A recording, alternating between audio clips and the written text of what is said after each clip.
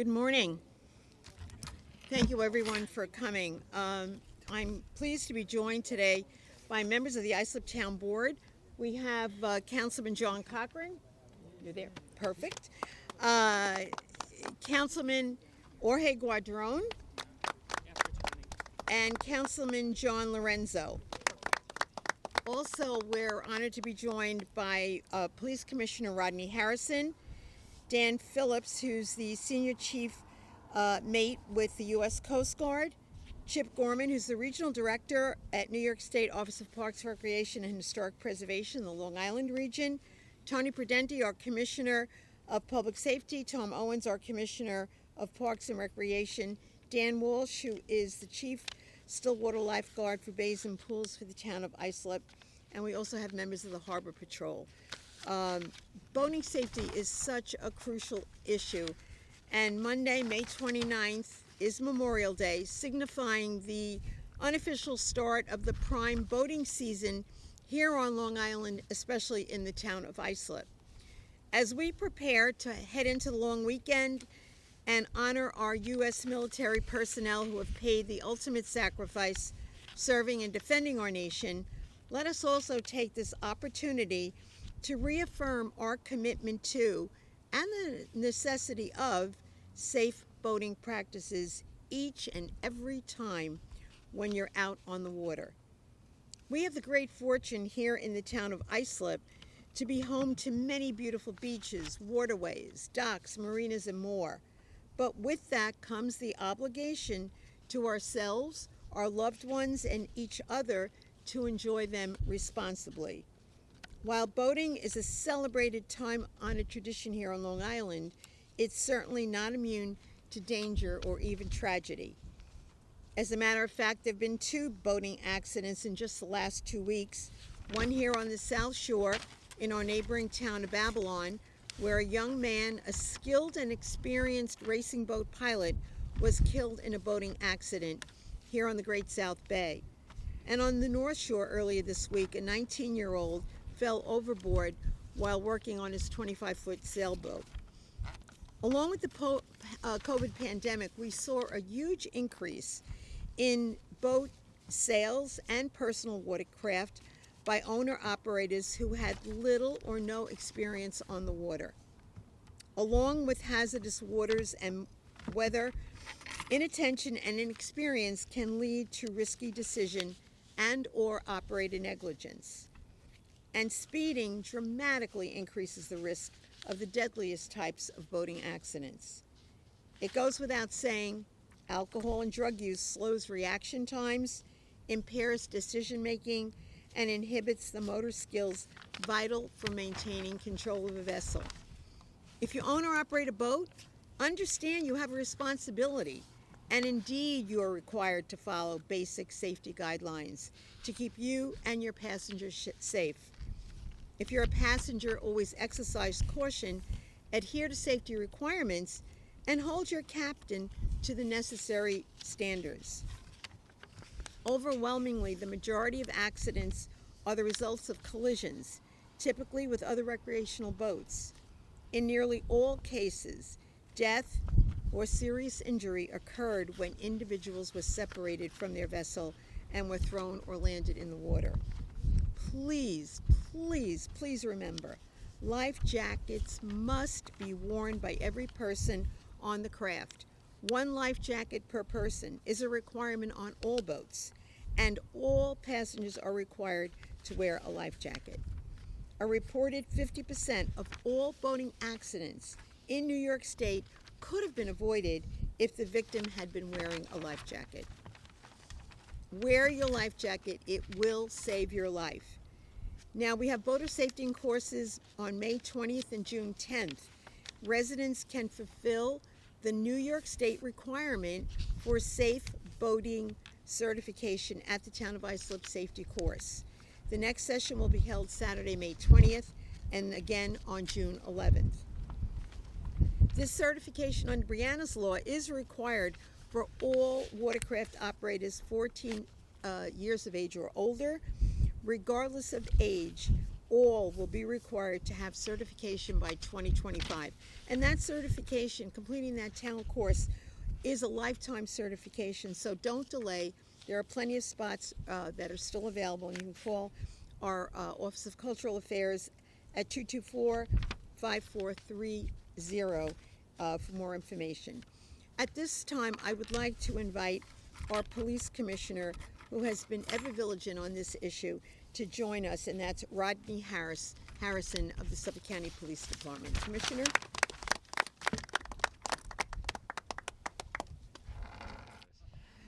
Thank you so much for allowing me to come speak.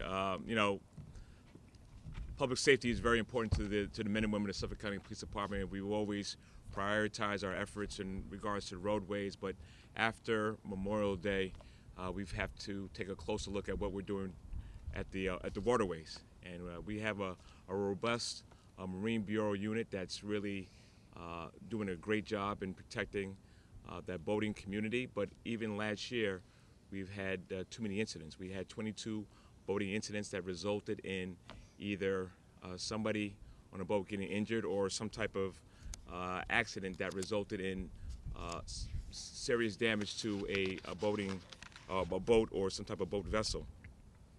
So a couple reminders that we want to share with the boating community. Like was stated earlier, everybody should be wearing a vest. Make sure your boat has lights, and make sure the radar and the GPS are working as well. These are just a couple reminders that we want to share with that boating community, as well as each boat should have some flares, just in case if there's a situation where you have to send out a signal of distress. Be familiar with the boating regulations. Also know about weather conditions that can be problematic and maybe deter you from going out on your boat that day. And one of the things that unfortunately we see too often is people drinking while they're getting in a boat. So please, no drinking while you're operating some type of boating vessel. And just make sure that all the operators of motorized vessels have that boating safety certificate. It's important that we follow these steps, follow these rules in order for it to be a safe summer. One of the other issues that we're concerned about is these pools, and we've seen too many drowning incidents around pools, residential pools, or be it adult or children. So we want to make sure that we provide some informational tips regarding that as well. You should maybe consider putting a fence around your pool or some type of alarm or lock, just in case if you do have beginning swimmers around that residential pool. Also for those locations or those residents that have some type of child care or babysitter, or even the parents, think about getting certified in CPR as well. These things can potentially save somebody's life if an unfortunate incident does occur. So once again, we're prepared as a police department for this boating season. I wish everybody to have a healthy and blessed Memorial Day. Let's not ever forget the men and women that sacrifice their lives to protect our country. Thank you so much. Thank you. Thank you so much, Commissioner. Next, I would like to have the gentleman from the United States Coast Guard to please come forward.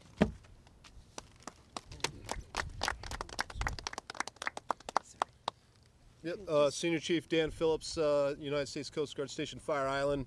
Thanks for having me here. I'll be quick. We're looking forward to a good, fun, busy season working with town of Islip Harbor and Suffolk PD.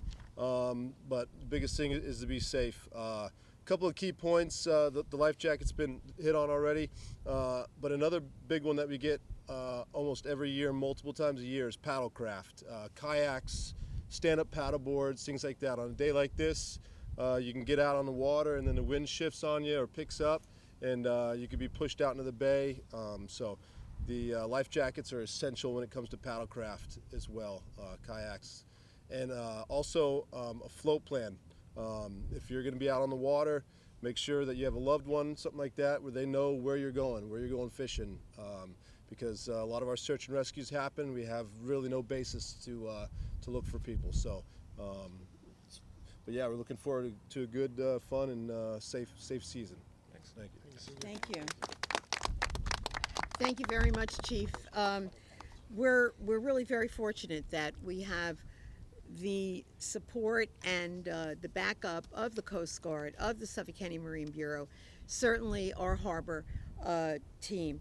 And we also work very closely with New York State. There are issues of the recent years. We've had problems with shark sightings and bites and other type of things in the water. So, safety is all around us with the need for it. So I'd like to ask Chip Gorman from New York State Office of Parks to please come forward. Chip. Thanks. Yeah, so I'm here to talk about sharks. I never thought in my career of all the things I've worked on, everything I've done, yeah, people only know me for sharks. Isn't that great? So, sharks is a very serious subject, and to kick it off, and I've said this in some meetings, but I owe Angie Carpenter big time, because she probably remembers this, but I don't know. But in 2018, when we had the first couple of bites in Fire Island, she gave me a call so that I could alert the lifeguards at Robert Moses State Park, right next to where one of the shark bites took place. So that was great. And then we got to thinking about, you know what, we need to coordinate the South Shore of Long Island a little bit so that we're communicating with one another and that we share information and we use, for lack of a better term, best practices in monitoring, surveying the waters to protect the swimmers. And this year we are very fortunate. Governor Hochul and the New York State Legislature provided additional funding for us. So we are buying 10 additional drones. We already have 8 that we've purchased over the last couple of years. And one of the drones is a high-tech, and with me is Captain Vesteo and Lieutenant Goodman from the New York State Park Police, and they brought one of the drones. Those drones are essential, and one of the drones they wanted, which we're going to purchase, is one that has all the infrared visual that they need for search and rescues at night. But one of the things they do have is that they're going to have a flotation device they can carry out into the water if a swimmer runs into trouble. So they have been at the forefront in getting the drones and surveying the beaches along with our lifeguards and state park staff. We also have additional training. We're going to have at the end of the training about 33 staff members, again, state park police, lifeguards, and state park staff that will be trained. There's a number of other things we're doing. We have wave runners at Jones Beach and Robert Moses. We've never really had them there. We're going to have them there so they can respond quickly if an incident happens in the ocean. Lifeguards will be surveying. We'll be doing whatever we need to do in partnership with pretty much all the agencies that are here. And we are so grateful to them. Every one of them we've worked together. Whatever the issue, I'm talking about, spotting of sharks and individuals that have been bitten, but they are a fantastic partner. Coast Guard, Suffolk County Marine, you have the Bay Constables, not just here at Islip, but all the towns. They are amazing partners that we have. We also have a list on the New York State Department of Environmental Conservation website on protection measures, safety measures you could take as swimmers. So we've already talked about a lot over the last couple of years, menhaden or bunker and bait fish being closer to shore than we've ever seen it, and huge quantities closer to shore. And that's what's bringing in the sharks. And it's also bringing in other marine life. We've seen in the scanning with the drones, dolphins, stingrays, a huge abundance of marine life that is closer to shore. So we have a recommendation on the DEC website, stay away from the bunker fish, the bait fish, because that's what attracts the marine life. Don't swim alone, swim with partners. Talk to the lifeguards. When you get on a beach, if you're unsure of where to swim, make sure you swim with lifeguards on duty. They will help you. They will save your life. So all of that is on the New York State Department of Environmental Conservation website. Thank you for everything you've done. Really appreciate it. Thank you. Thank you, Chip. He has really been a good partner, and you said it well. We really have to coordinate. We're all out there trying to do the same thing, but we don't want to be stepping over one another, and we don't have that problem here in the town of Islip or in Suffolk County. And I'd like to also invite Tony Prudenti, who's our Commissioner of Public Safety and oversees the Harbor Patrol and everything else that's going on today. Tony? Thank you, Supervisor. You touched on it earlier about COVID. Coming out of the post-COVID pandemic, we saw an increase not only on boaters and watercraft, but inexperienced boaters. So we'll do our best to get that messaging out, to do those boat safety inspections, to take that course. It is mandated for 14-year-old and over. It's going to be a state law. So we have currently, we gave 4 classes so far. We have 2 more on the schedule. But just to recap what our harbor unit did last year, we had 9 search and rescues in 2022. Already 23, we already had 3 so far, so it's already starting to be a busy season. Last year, 386 calls for service. We did 151 vessels for safety. Out of those 151, 34 was cited for violations. So we're out there with our partners, Coast Guard, as Commissioner Harrison said, with the Suffolk Marine Bureau. We're also expanding our boat dock and ride program. You see the bikes here next to us. Officers were all trained by NYPD SRG in bike school. They go over to Fire Island. They also bike the boardwalk. It's great success. We're expanding that program this summer. So we're looking forward to it. I know it's a busy time. As a boater myself, I can't wait to get on the water, but please do it safely, and we'll have a good season. Thank Okay, you. Thank you. You know, talking about the programs, it seems like listening to what everybody has said, you've got the tools, you know what you need to do. Now it's going to be up to you. We've got many programs here, the summer camps and so forth, and I want to thank our Parks Commissioner, Tom Owens, for the programs that we do have. Water safety, we have swim lessons, all kinds of lifeguarding, junior lifeguarding programs. There's so much going on to make sure that kids especially have the skills, but it's important for adults too to know how to swim, and it's never too late to learn. And when we talk about swimming and keeping us safe, certainly our lifeguards do an awesome job, and I'd like to bring Dan Walsh, who is our Chief Stillwater Lifeguard for the town of Islip, forward. Thank you, Angie. Thank you for having us. Thank everybody for coming. You know, I just want to reiterate some of the things that people said here. Again, summer's, you know, right around the corner. The beaches are opening. People are going to open their pools, their backyard pools. As the police commissioner had mentioned, you know, some of the safety things there, you want to make sure you have a fence around the pool, some kind of lock gate. But the other big thing too that we find too is you want to make sure you have proper supervision. You want to make sure you swim in designated areas. Always swim where there's a lifeguard. But even with that, we find, you know, when we're teaching our safety classes and stuff like that, what we like to tell our lifeguards who are up in the chairs, you know, for a half hour at a time watching, is usually when something happens, it's not really that there was a lack of supervision, but more of a lapse of supervision. So you also want to make sure that you have some ground rules with your children, know their swimming limitations, make sure they know their limitations, know where the shallow end of the water is, where the deep end is. Using proper safety equipment, we always recommend that they use Coast Guard approved life jackets, and try to avoid anything that's inflatable that could be punctured or deflate during swimming use. We also want to make sure that people are swimming in buddy pairs. You know, you do kind of have like a check-in with each other. And then, like Angie said too, we have a lot of programs that happen during the summer. So it's always good to get even a parent or a child into a water safety class, a learn to swim. It's never too young to learn to swim. We have classes for swim lessons for infants where the parent will go in, just getting the child accustomed to the water. We have junior lifeguarding programs for younger kids who are not quite old enough to become lifeguards but are interested in these safety training techniques.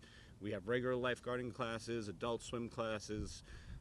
So really it's just like Angie Carpenter said, it's a team effort. If everybody kind of does what they need to do, we'll have a safe and good summer. So good luck everybody, and let's enjoy the summer. Thanks. Thank you, Dan. And he does a fine job all summer for us, and we do appreciate his efforts and that of all of our lifeguards. So I just want to again thank our town board for coming today and being so supportive. I mean, these programs cost money. The resources that we need out there cost money, and they never hesitate to support our public safety initiatives. So to Councilman Cochran, Guadrone, and Lorenzo, we thank you very, very much for your stalwart and unwavering support. Thank you so much for coming down. We really appreciate it.